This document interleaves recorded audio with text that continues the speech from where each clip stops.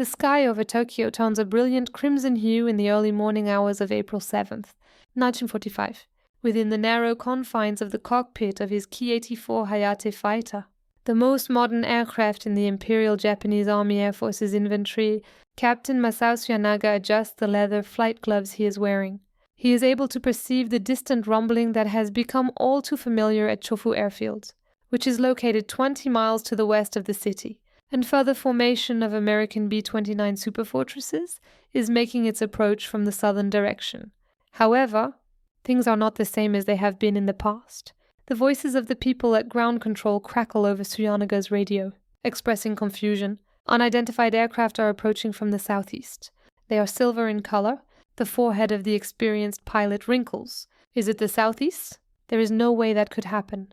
The closest American fighter base is located on Saipan, which is more than 600 miles away. It is well beyond the range of any fighter he has ever faced that was capable of providing an escort. The squadron commander, who is 28 years old, has been flying missions in combat for 3 years. He has been up against every challenge that the Americans have thrown at them. P-38 Lightnings over the Philippines, F-6F Hellcats from carrier raids, and even the new F-4U Corsairs at Okinawa. However, those confrontations occurred in the vicinity of American military bases or aircraft carriers. Japanese fighters have traditionally reigned dominant in this location, which is just over the heart of Japan. Sergeant Yamamoto, who is the head of his ground crew, desperately pounds on the side of his cockpit. Captain, we need to scramble immediately in response to the incident. Unidentified combatants are advancing on Tokyo from the southern direction. The blood in Tsuyonaga's veins turns to ice. Can you tell me just where in the south they are arriving from?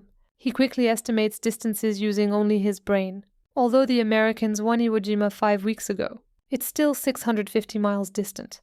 There is not a single fighter aircraft anywhere in the world that has a range like that. It is impossible to achieve by means of aerodynamics. As the engine of Tsuyonaga's Nakajima Ki-45 roars to life, he catches sight of something silver that is glinting out in the distance. Not the all-too-common black outlines of carrier-based fighters, but rather something completely different. An object that should not be present in the world. The directive scrambling must be done immediately by all units, is delivered via his headphones with a sense of urgency. Unidentified aircraft are now flying above the center of Tokyo. While he is racing down the runway, Tsuyonaga has the sensation of a knot growing in his gut. He has never heard such a panic-stricken tone of voice coming from ground control in the 3 years that he has been in battle. The question that he is asking himself, which is horrifying in nature, continues to reverberate in his thoughts as his Ki-84 ascends into the air and takes off from the concrete surface, heading for an altitude of 15,000 feet. How is it possible for American fighter planes to fly all the way to Tokyo? Captain Tsuyonaga is unaware of the fact that he is going to be a witness to a revolution in aerial combat that would turn his assumptions about the range, endurance, and capabilities of fighter aircraft design upside down. This is something that no Japanese pilot could possibly understand in this time. The silver aircraft that are speeding into the capital of Japan are not only a new airplane, they are also a symbol of the end of Japanese air dominance over their own country. The P-51 Mustang's very lengthy missions had only just gotten underway. You must have an understanding of what fighter aircraft were known to Japanese pilots in April 1945 in order to comprehend the shock that coursed through Captain Tsuyonaga's veins. Every single combatant that they had ever met had always obeyed the same unchanging rules of physics. There was an inverse relationship between performance and the amount of range available. A greater amount of gasoline was equivalent to a lesser amount of weaponry. Longer excursions resulted in sitting ducks hobbling back with empty tanks. This brutal equation was something that the Japanese people had figured out on their own. Their iconic A6M0 gained its remarkable range by sacrificing armor, self-sealing fuel tanks, and protection for the pilot. The outcome was a fighter that was capable of traveling incredible distances, yet was reduced to ashes by a single well-placed blast. The flying coffin was the term that Japanese pilots used to refer to their aircraft after American weapons were able to hit their targets. Fighter aircraft from the United States have long been representatives of an alternative ideology, possessing a heavy armament and strong protection but limited to operations that are within a small range. Its battle radius was a scant 300 miles, but the stubby P-47 Thunderbolt was loaded with 8 50 caliber machine guns and could withstand the same level of damage that would bring down a Zero. The P-38 Lightning, which had 2 engines, had a longer range. Nevertheless, it needed to be stationed at bases that were relatively close to its objectives. It was because of this basic restriction that the Japanese home defense enjoyed such a significant advantage. As long as American fighter planes were unable to reach the mainland of Japan, the pilots of the Empire were able to devote their full attention to eliminating unescorted bombers. Each B-29 crew flying over Japanese territory was aware that they would be on their own after they had crossed the shoreline. Lieutenant Akira Watanabe, taking off from Haneda Airfield in his Kai-61 Heian, had constructed his whole tactical doctrine based on this fact. Just 2 days before to that, he had relayed the following message to his wingmen. The Americans arrive in a condition of slowness and obesity. Their warriors retreat as they reach the shoreline. That is the moment that we will take action.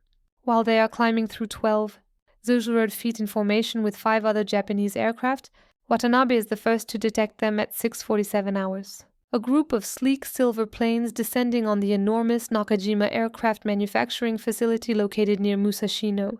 However, there is an issue with what he is observing. These are not bombers. They are single-engine fighters, and they are traveling with the aggressive confidence of aircraft that are operating from their home base. With his call sign, Watanabe communicates over the radio. This is Lightning 3. Control.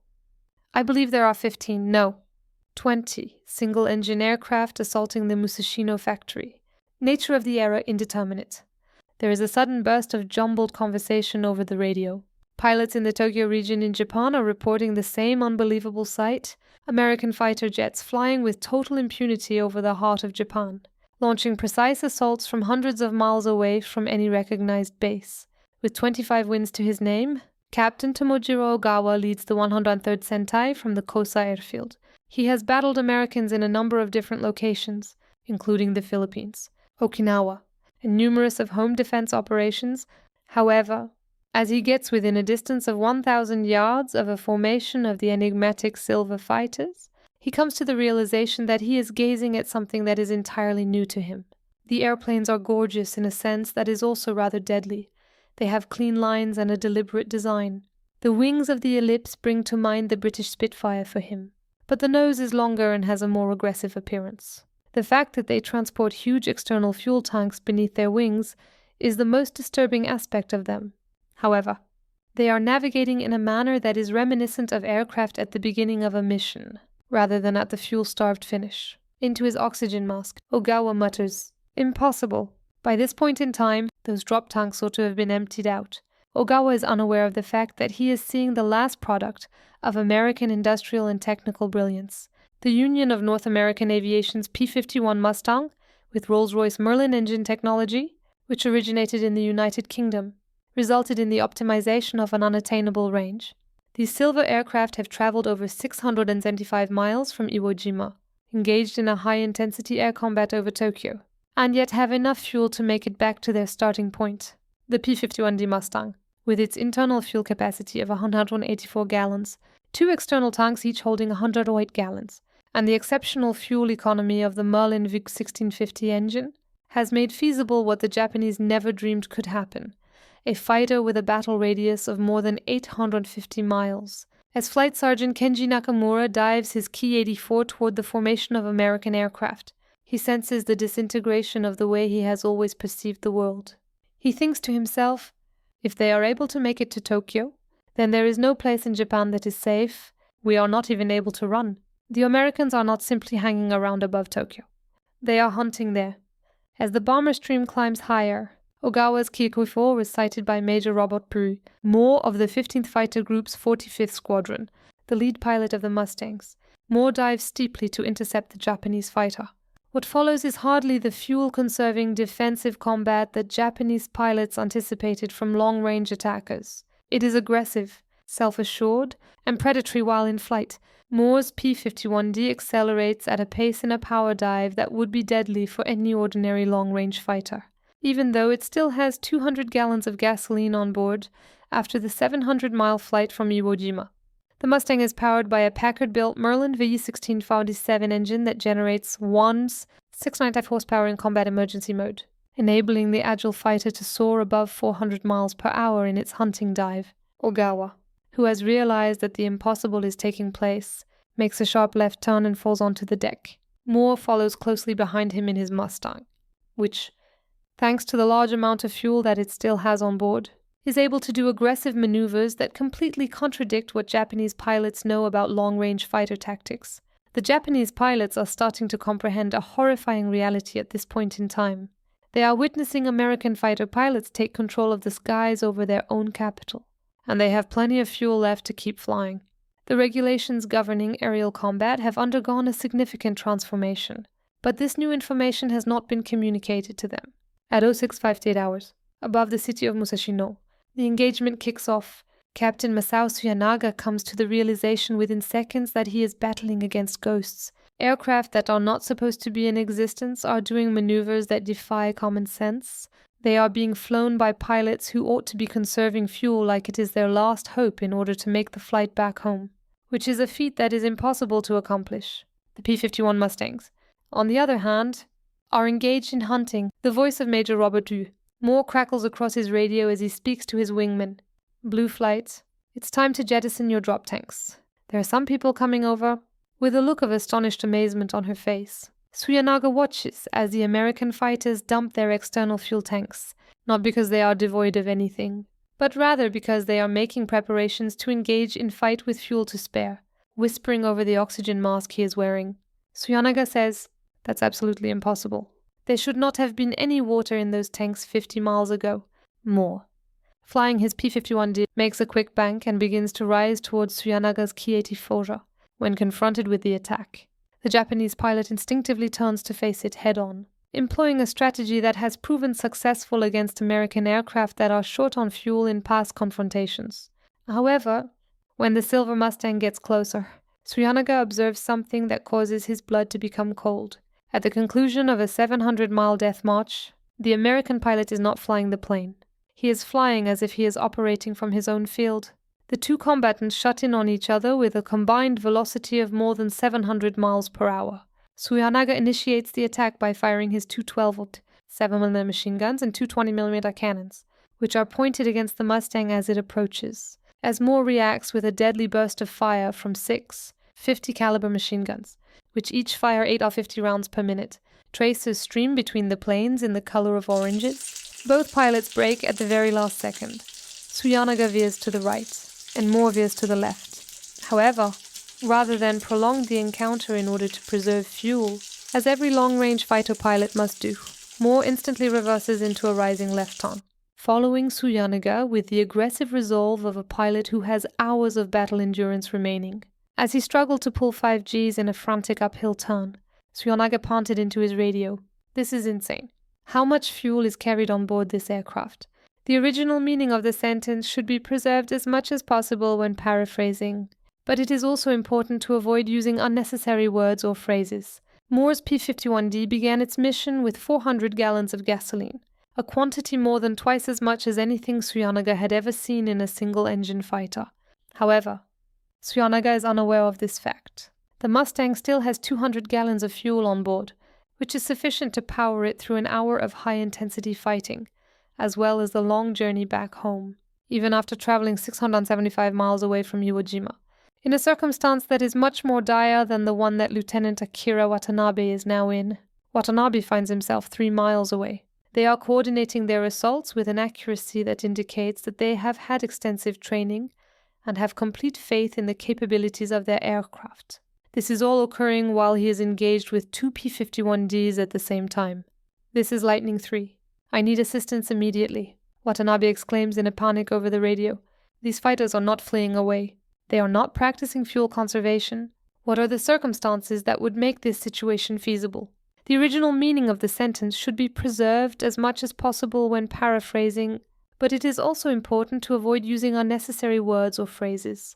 The question that every Japanese pilot is asking is the same question that Captain John B. Hampshire, who is heading the second flight of Mustangs from the 506th Fighter Group, has heard. Hampshire's voice may be heard over the radio channels as he speaks to his wingman, Lieutenant Robert Carr. "Are you telling them that they do not understand? We have the option of remaining and fighting. We have the option of remaining and hunting. We will still be able to return home even if we travel to any location within their empire." The psychological impact on Japanese pilots is both immediate and catastrophic. Their whole defense plan has been based on the premise that American fighters will be forced to turn back at the shoreline. This assumption has now been broken by aircraft that have accomplished feats that were previously thought to be impossible at a distance of 650 miles from their base, one of Watanabe's Ki-61 Hien planes, which had been struck many times by 50 caliber bullets, makes a critical error that results in its destruction. He prolongs the combat on the assumption that the Americans are dangerously low on gasoline, attempting to outlast them in this way. Hampshire's P-51D, flying with the self-assurance of a pilot who is aware that he has enough fuel to continue fighting for several more hours, gradually moves in on the Japanese fighter and sends a burst of bullets into its engine, ultimately destroying it. The Kawasaki HA-40 engine explodes in a geyser of oil and coolant, which rains down the final broadcast that Watanabe sent over the radio, which was picked up by ground stations all throughout Tokyo, reveals the moment when he came to his epiphany. They do not intend to depart. They do not risk running out of petrol. What is the method by which they arrived to this location? The original meaning of the sentence should be preserved as much as possible when paraphrasing, but it is also important to avoid using unnecessary words or phrases. During this time, Captain Tomojiro Ogawa, who is one of the most experienced pilots in Japan, finds himself engaged in a dogfight with Major Moore's P-51D over the Nakajima plant, which is ablaze. This battle lasts for 3 minutes, which is an eternity when it comes to aerial combat. The two planes weave through the skies in a lethal ballet of cannon fire and bursts from machine guns.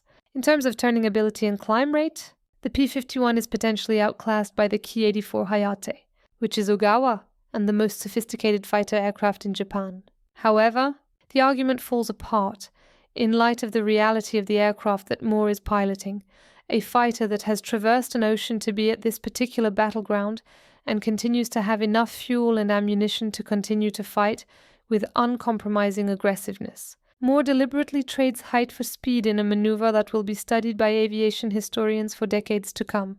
He dives his Mustang from 15 pseudo feet to 8 pseudo feet, burning a valuable amount of fuel in the process. Every drop would be hoarded by any sane long-range fighter pilot who was concerned about making it back home safely.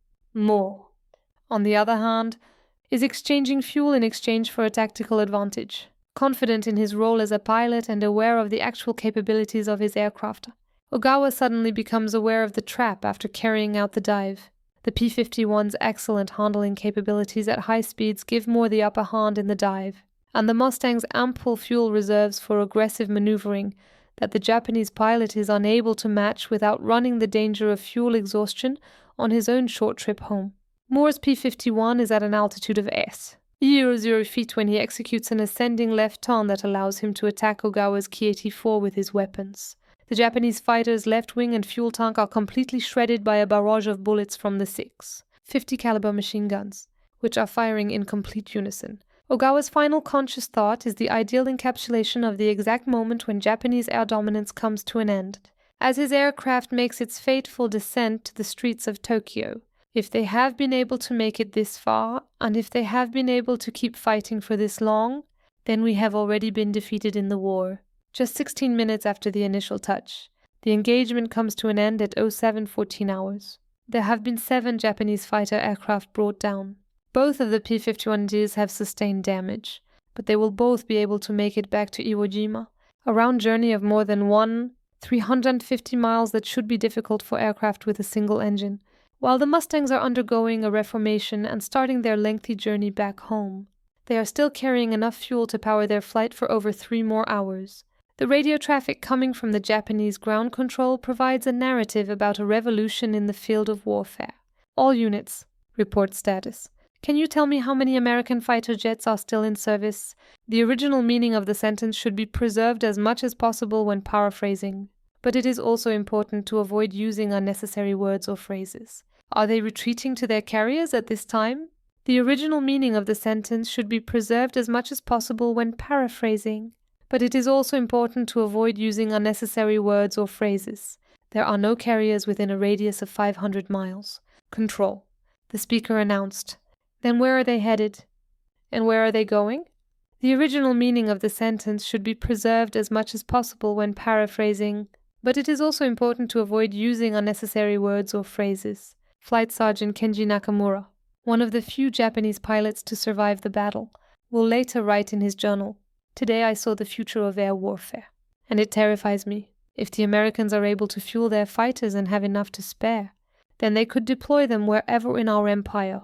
As a result, there would be no place that was secure. The fatherland can no longer be safeguarded by distance. The United States has entered a new era of dominance in the skies over Japan, a supremacy that is made possible by the planes that have rewritten the boundaries of what is achievable in the air." That morning in April was the last time that Captain Masasu Yanaga ever made it home. His Ki-84 Hayate was discovered some weeks later in a rice field outside of Tokyo, with empty fuel tanks and its pilot dead from a single 50 caliber gunshot wound to the heart.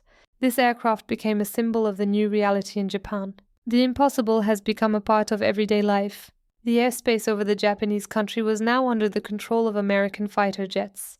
The psychological effects of that initial P-51 extremely long-range flight were felt across the Imperial Japanese Army Air Force in a manner similar to the effects of a seismic earthquake. Flight Sergeant Kenji Nakamura, who was among the small number of people that survived the combat that took place on April 7th, documented the incident in his notebook. "The generated text has been blocked by our content filters. They now come and go as they choose, with fuel, to chase us like rabbits in our own skies." In just a few days, the defense strategy of Japan underwent a complete shift. Pilots could no longer depend on the protection that distance had previously afforded them.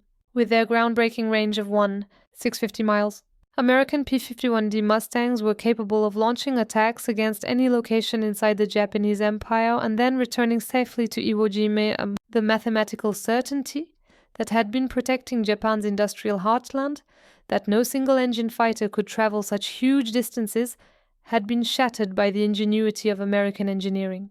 The figures provide an explanation for the latest terror to afflict Japan. P-51 Mustangs launched 51 extraordinarily long-range missions against the Japanese home islands, flying round trips averaging 350 miles, between April 7th and August 15th, 1940. These lengths would have been considered fantasy just months before. American fighter pilots reported destroying 341 Japanese aircraft, while only losing 62 of their own P-51s in the process. However, the number of aircraft that were shot down did not provide an accurate measurement of the real destruction. It was quantified by the decrease in the morale of Japanese pilots. "After April 1945, we stopped believing we could win," is the recollection of Master Sergeant Isamu Sasaki, a veteran pilot who survived the war with 38 wins. If the Americans had enough fuel to launch fighters from Iwo Jima to Tokyo, what other capabilities would they possess? Where could we be able to avoid being seen? The original meaning of the sentence should be preserved as much as possible when paraphrasing, but it is also important to avoid using unnecessary words or phrases. The P-51 Mustang had accomplished something that went beyond a military success. It caused a complete transformation in the way that people approach strategy. The combination of the excellent fuel economy of the Merlin engine with the Mustang's flawless aerodynamics and enormous internal fuel capacity has led to a complete re-envisioning of the laws governing air combat. Pilots from Japan, who had spent years exploiting the fuel restrictions of American fighters, suddenly found themselves outranged, outgunned, and methodically chased over their own land. Prior to the crash of his Ki-84 into Tokyo Bay, ground control captured the dying remarks of Captain Tomojiro Ogawa. These statements would ultimately prove to be prophetic. "We have already lost the war," he said, "if they can make it this far." He was correct. The capacity to project fighter strength across enormous distances had permanently altered the balance of power between the two sides. Precision fighter strikes became a common occurrence at aircraft manufacturing facilities in Japan, which had previously been shielded from attacks by their geographic location. The Japanese made an effort to address this new danger, but it only served to highlight their sense of despair. By the summer of 1945, skilled pilots, such as Warrant Officer Kenji Fujimoto, were trying to ram B-29 superfortresses. They were not driven by samurai honor, but rather by the realistic truth that traditional tactics had proven ineffective against foes who might materialize at any time and place with seemingly infinite endurance. One of the finest instances in history of how technological breakthroughs may profoundly change the course of combat is the P-51 Mustang's exceptionally long-range missions, which are still remembered to this day. These flights are still studied by contemporary military analysts as classic instances of how raunch, endurance, on strategic reach may become decisive weapons. Despite the fact that they were deemed inconceivable at the time, the Silver Mustangs that surprised Japanese pilots by appearing over Tokyo on April 7th, 1945, did more than merely emerge victorious in air combat. They completely altered the limitations that exist in the sky. They demonstrated that it is possible to achieve the impossible by using the appropriate combination of engineering genius and tactical inventiveness. When you visit a museum or attend an aviation show and see a P-51 Mustang, make sure to remember the last question that Captain Masao Suyanaga asked. What was their method of arriving at this location? The world was transformed by the answer. What kinds of missions do you believe would be very hard to accomplish, yet may potentially revolutionize modern-day warfare? Please leave a comment below letting me know. Captain Emily Vargas maintained the top flying record in her squadron until she made a bold decision that defied direct instructions, but saved the lives of 12 airmen. Don't forget to subscribe for more amazing stories from the most dramatic events of World War II. After going over the footage of the operation, Colonel Harris announced, "Vargas, you are grounded indefinitely. Everyone out there is in danger because of your reckless flying." Emily had been working on the flight deck for 3 weeks at that point. Her F-35 was left untouched as the other aircraft completed normal sorties. After then, the urgent call came in. The two generals, each holding the rank of 4-star general, had found themselves stranded well beyond the front lines of the enemy. They had also become encircled by enemy soldiers. All of the planes that were dispatched had either been obliterated or forced to return. Colonel Harris approached Emily with the keys in his palm with terror written all over his face at that point in time. The Naval Air Station Oceana in Charleston was filled with the pandemonium that is the result of regular aircraft training, while the ground staff moved with faultless coordination across the tarmac. The F-35 Lightning II aircraft thundered overhead in close formations. The noises that had previously given Captain Emily Vargas meaning now resonated as memories of the things that she had lost. It had been 3 weeks since Colonel Harris had delivered his decision, and Emily continued to experience the effects of the hurtful things that he had spoken. "Your irresponsible flying puts everyone in danger," while her plane was locked up and forgotten in Hangar 7. She leaned against the observation deck and watched her former squadron get ready for another trip. She was fully aware of the fact that it was ironic. The very same technique that resulted in her being punished is the same maneuver that rescued 12 trapped soldiers from a death zone in Syria. However, when packaged along with insubordination, inventiveness had no place in the chain of command. Emily was still buried in her thoughts when she turned and noticed that Lieutenant Commander Dana Brooks was going over to her with 2 coffees in hand. Since the grounding, Donna had been one of the few pilots who continued to speak to her. The majority of others avoided anyone who was undergoing an official review. "I'm simply taking in the scenery," Emily replied as she accepted the cup with thankfulness. "The sight of your F-35 gathering dust. The sight of those who obey the rules as they make preparations for missions that should be mine to fly." As the squadron wrapped up its pre-flight inspections, Dana, who was observing them, leaned on the rail that was next to her. "There are some of us, you know, who believe that the actions you took in Syria were precisely what needed to be done at the time. You should say that to the review board. That is something I have already taken care of." There wasn't much of a change. Emily had gone over the details of that assignment so many times in her mind. The area in which Alpha Squad was conducting reconnaissance operations was expected to have only minor enemy engagement, according to intelligence briefings from Intel. Instead, they found themselves falling into a fatal ambush in which they were outnumbered and outgunned. Emily was instructed to maintain her patrol path and to await artillery backup under the standard orders. She chose to make the call that ended up saving lives, but it ended up being detrimental to her career. The altercation gradually intensified and became more violent. Alpha Squad was trapped between boulders, and their cover was insufficient. Guns belonging to the enemy that are buried in elevated positions with sight lines that are unobstructed. The soldiers did not have the luxury of time since the artillery was just 20 minutes distant. After studying the terrain and reading the winds and angles, Emily executed a move that had never been written about in any guidebook.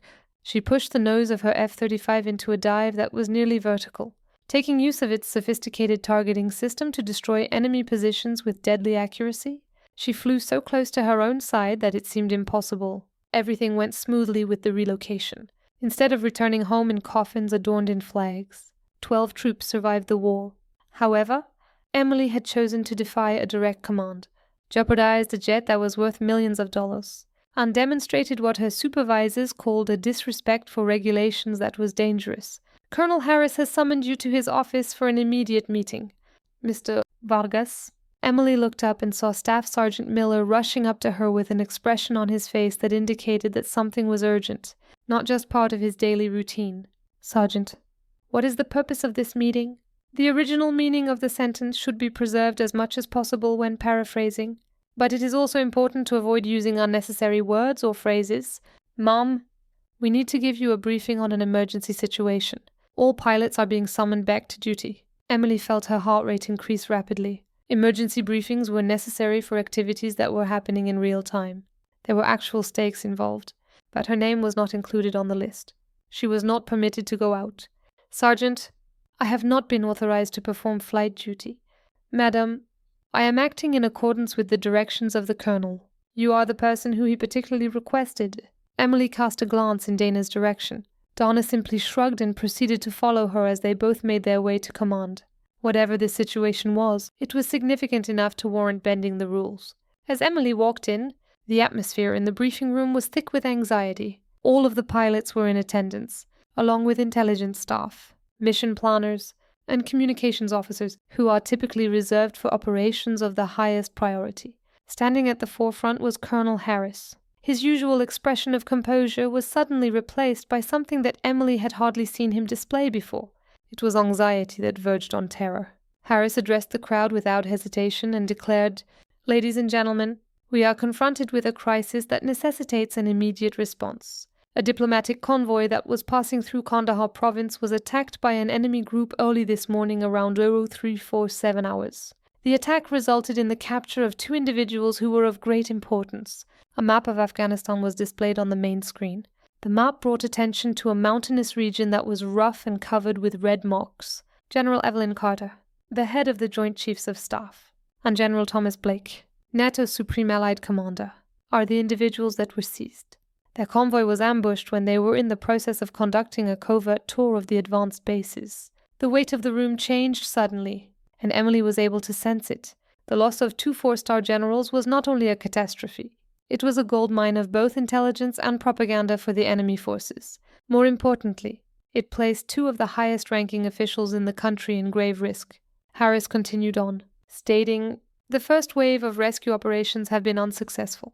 To surface-to-air missiles, we have already suffered the loss of 1 F-16 and 2 helicopters.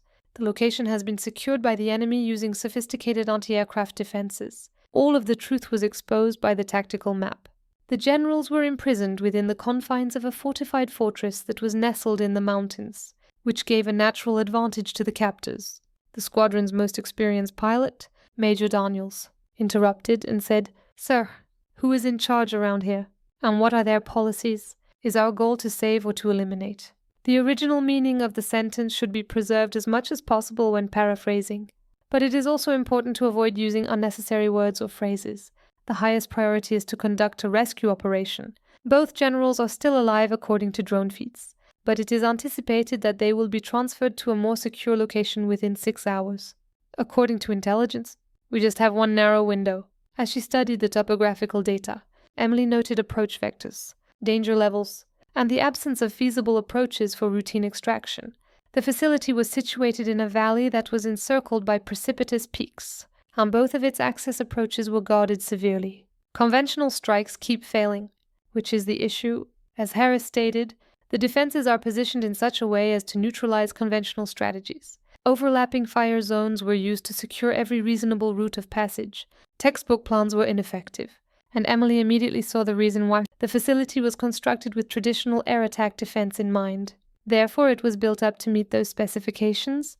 Nevertheless, it is possible that there were alternative techniques and solutions that did not need following the instructions.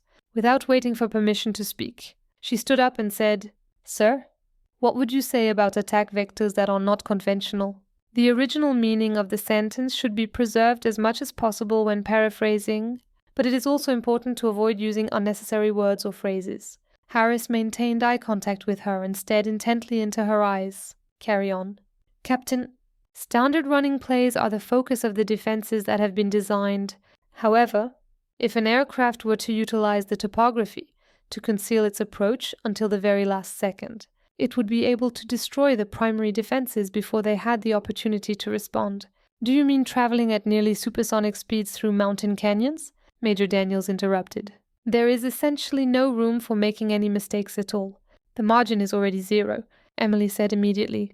If we fail to act in a different manner, those 2 generals will meet their deaths. After Harris examined the map, he maintained eye contact with Emily and gazed at her. Captain Vargas, your failure to comply with flight regulations is currently under investigation. Yes, sir. The maneuvers that you are proposing would require flying with a high degree of precision, which would put both you and the aircraft in grave danger. Yes. Certain. And if you are unsuccessful, the consequences will reach beyond your professional life. 2 of our most senior executives pass away. Without showing any sign of fear, Emily maintained eye contact with him. Sir, if we adhere to the tradition, those leaders have already been abandoned. This manner, at the very least, we are providing them with an actual opportunity, as Harris considered the possibility of failure in comparison to risk. The room became silent. Emily was able to discern the calculation in his eyes, which was that he was going to approve a pilot under discipline, with the understanding that losing both generals was going to be unavoidable. Vargas, go outdoors for a moment. Everyone else, proceed with preparing for the mission. Emily after Harris as he made his way down the corridor. Once they were at their destination, he turned to face her and closed the door behind them. Emily, I need an honest answer from you. Yes. Estrovich, was that dive that you did in Syria genuinely required, or were you just trying to show off?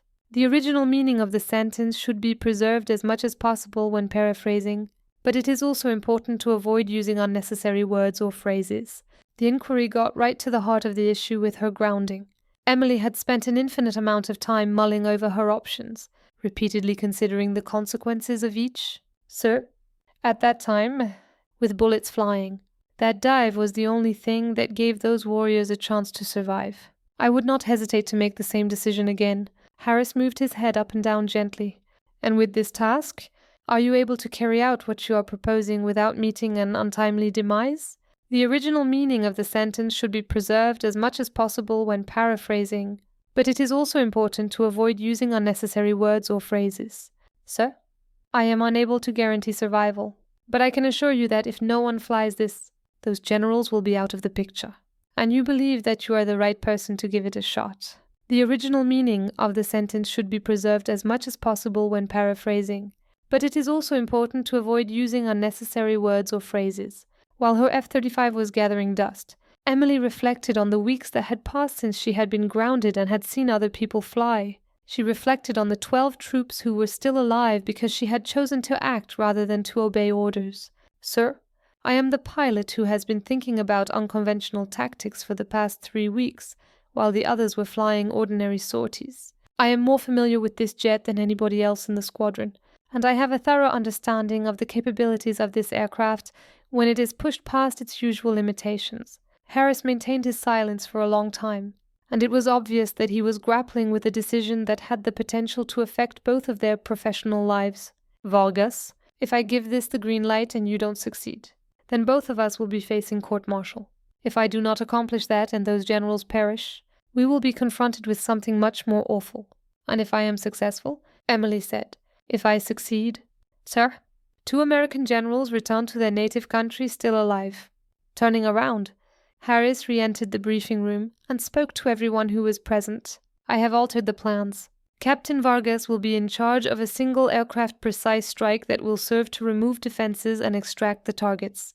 There was a feeling of disbelief and skepticism that washed across the crowd, causing it to vibrate with whispers. The incredulity that Emily felt was apparent to her other pilots, who she could see reflected on their faces. The grounded flyer who had been accused of irresponsibility was now being given the assignment that would define their career.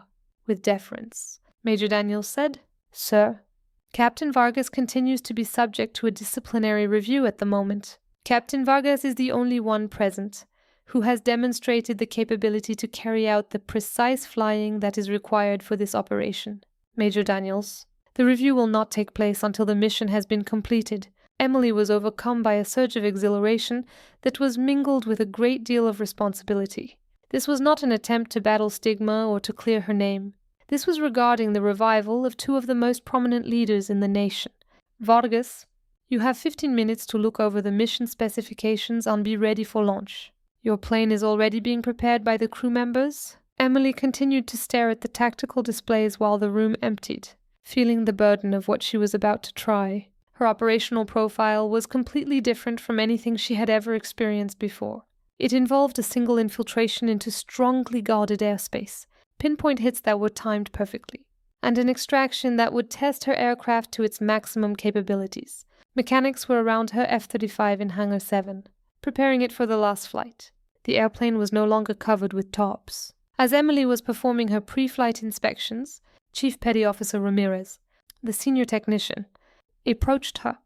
Captain, we have equipped her with precise weapons that are calibrated just to your targets. She is operating at maximum efficiency. Thank you. Chief, what does she look like?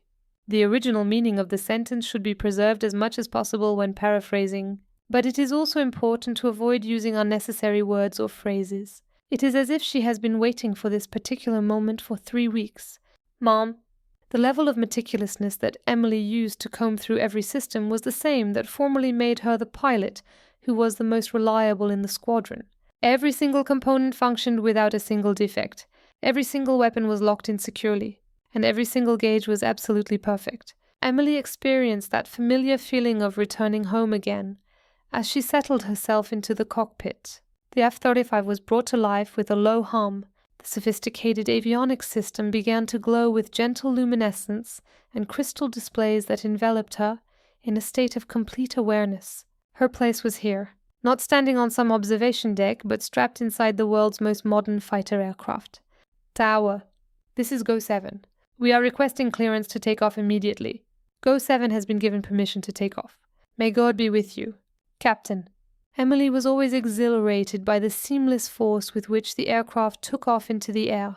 She was climbing her way past 30, 0 feet in a matter of minutes and heading for Afghanistan, where she would be flying a mission that would either show her mindset to be correct or bring her career to a permanent close. During the 2-hour trip, she was able to take use of the opportunity to improve assault preparations and to receive live intelligence updates from headquarters. Since the original briefing, more surface-to-air missile locations have been discovered. The adversary has continued to increase its reinforcements. Overwatch here. This is GO-7. The target zone is now within our range of sight. Take notice. Defenses held by the enemy are even more secure than before. Copy that. Overwatch. The beginning of the approach phase. In order to conceal herself from the radar of the enemy, Emily descended to an altitude of 500 feet and maneuvered her way across the mountains. The property was protected from view by mountains and valleys, which also concealed the way that she was approaching. The scenario was just as briefed, a fortified complex situated in a small valley. All of the entrances are heavily defended by artillery. However, Emily had noticed something that other people had disregarded. A thin canyon that cuts through to the eastern wall is disregarded since it appears to be too narrow for a jet. Overwatch. GO-7 is the message that is transmitted. Starting the run, with few seconds to spare, Emily veered sharply to the left and launched herself into the canyon, traveling at a breakneck speed and skimming through the air. As the F-35 raced toward its destination, she kept her position steadily in spite of the jagged walls that blew by her wingtips at a terrifyingly near distance. Her advance was something that the adversary had never anticipated. With clean shots directed at the missile batteries that had brought past rescue missions to a grinding halt, Emily made a sudden appearance from the gorge, emerging squarely behind the compound's primary defenses. Her shots, which were directed with precision, struck with merciless accuracy, eliminating the anti-aircraft threat in a matter of seconds. However, the task was far from being completed. According to the information that Intel received, the generals were trapped in a structure in the center of the area, surrounded by enemy forces that would respond with devastating force to the attack. Defenses have been obliterated. Overwatch. Proceeding to the extraction phase. Copy. GO-7. The rescue crew is on standby. This very moment is what Emily had been working toward for the 3 weeks that she had been grounded. While other pilots flew regular flights, she practiced evacuation procedures, terrain studies, and close support tactics. The facility erupted into a flurry of activity as theory collided with reality, with enemy fighters hurrying to respond to the rapid attack. She caught sight of armed individuals running between structures, seeking for her and establishing fresh firing positions. The structure that was housing the generals and the squads that were guarding it were identified by Emily using her sophisticated targeting suite. Every shot was critical in neutralizing the dangers without jeopardizing the safety of the prisoners, since the rescue necessitated precision attack, a mission that did not leave any room for mistakes and miscalculation. Both targets are in our line of sight. They are located on the eastern side, within the central building. Emily acknowledged. We started to take down the enemies one by one as they surrounded the spot, in order to annihilate the adversary while minimizing any possibility of collateral damage. Each release of the weapon had to be exact. The sophisticated technologies on the F-35 allowed her to engage many areas simultaneously, methodically dismantling defenses while the extraction team prepared for entrance. This is Rescue 1. We are Overwatch. The area is ready for insertion. Copy. Rescue 1. Your way has been secured by Go-7. While helicopters were flying inside the facility, Emily remained overhead in a circular path. She was prepared to open fire from her position of vantage if any reinforcements attempted to intervene. The rescue was carried out with precise and accurate movements. While Emily's sensors were scanning the perimeter for dangers, Special Operations Forces rushed the objective, grabbed the generals, and hurried them to the waiting helicopters. Overwatch. This is Rescue 1. We are in possession of both bundles. The extraction process has been successfully completed. Copy. Rescue 1. Go-7. You have the all clear to return to base. With her eyes following the helicopters as they vanished into safety, Emily was reminded that 2 senior generals would live to see another day, because someone had the nerve to attempt an impossible scheme. The time that she had to comprehend what had happened was afforded to her by the journey home. She had been sidelined for exactly the type of thinking that had just saved 2 people's lives. This had happened 3 weeks prior. The military's balance between danger and innovation has always been a difficult one to maintain. However, there were moments when it required taking steps that were well beyond what was considered acceptable. Clearance to land. Tower. This is Go-7. Go-7 has been given clearance to land. Welcome back, Captain. The F-35 returned to the runway with impeccable control and landed smoothly. As Emily was taxiing in, she spotted Colonel Harris and the squadron assembled and waiting for her to return. Leave the jet, Vargas. Taking off her helmet and turning her body to face the colonel who had placed a bet on her, Emily followed the order that had been given to her. Captain. I have the mission report. Both targets have been rescued. Sir. Hostile defenses have been dealt with successfully. There were no losses incurred among allies. Harris offered a nod that was measured, and his expression remained inscrutable.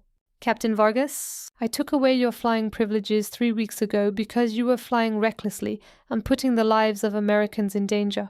Yes. Sir, 2 American generals' lives have been saved today by that identical flight. While waiting for Harris to arrive at a decision based on the circumstances that had transpired that day, Emily remained silent. Vargas. The armed forces are in need of pilots who are able to go beyond established regulations in situations that call for it. However, it also requires pilots who are aware of when they should follow orders and when it is appropriate to disobey them. I comprehend what you are saying. Sorted. Is that so? I am not certain that I do that. You accomplished something truly exceptional today. But it is important to note that remarkable does not always mean that the operations will continue to be sustainable.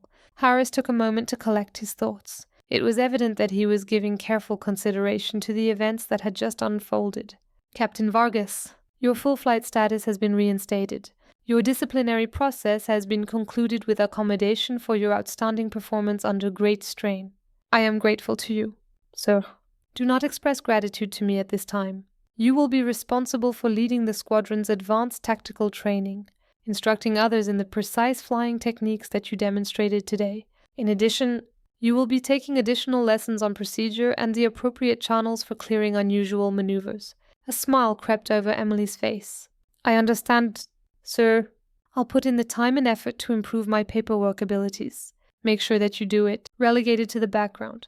The unusual trajectories that military careers may pursue were on Emily's mind as she walked away from the briefing. She was the warning 3 weeks ago of what might happen in the event that a pilot's judgment overrode the laws of the military. She was proof today of what might happen if daring thought came face to face with acute necessity. She came to the conclusion that, more than likely, The truth was somewhere in the middle of the two. Military aviation required both structure and inventiveness, as well as a commitment to establish procedures and the bravery to make changes when those methods were no longer sufficient. Emily's F-35 was already being prepared for all eventualities that may occur. She had moved past the point when she was the grounded pilot who observed everything from the sidelines. However, she was not yet the unfettered rogue who had attracted disciplinary action. She was a pilot who had learned how to blend daring with responsibility, creativity with accountability, and instinct with discipline. She was a whole new experience. On occasion, the most important lessons do not come from following orders. They come from recognizing when it is necessary to break them in order to achieve a greater goal. And often the difference between flying recklessly and doing heroic feats in order to save lives was just a matter of timing, situation, and the bravery to act when no one else would.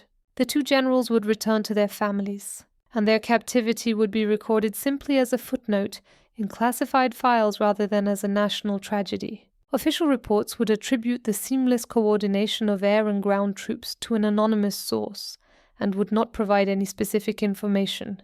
But Emily would carry with her the reality that she was willing to take a chance on flying into the unknown and bringing Americans home when it counted the most, and conventional wisdom failed, leaving desperate action as the only road forward. The knowledge that she had would give her the motivation to persevere through whatever came next, including missions that required her to fly on the razor's edge of skill, nerve, and risk. Some pilots followed flight plans, others defied them, writing their own trajectories in the sky with each impossible maneuver. We appreciate you watching. If you loved this tale, you can subscribe to Old Bill's Tales in order to read more amazing stories like this one.